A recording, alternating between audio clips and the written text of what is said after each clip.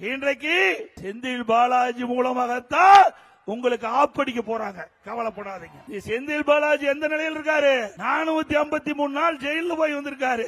அவரு விடுதலை செய்யறோம், சிபிஐக்கு தேவையான செய்தியை கொடுத்தா விடுதலை செய்யறேன்னு சொன்னா காட்டி கொடுத்துருவார். கொடுப்பார்ல.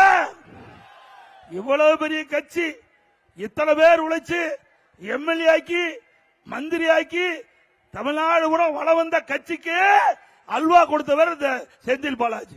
அப்படிப்பட்ட நபர் அங்க போய் கொள்ளையடிச்சு அதன் மூலமா ஈடி அவெல்லாம் அந்த உண்மையை கண்டுபிடிச்சு ஆதாரத்தோட கைது செஞ்சு சிறையில் அடைத்தாங்க.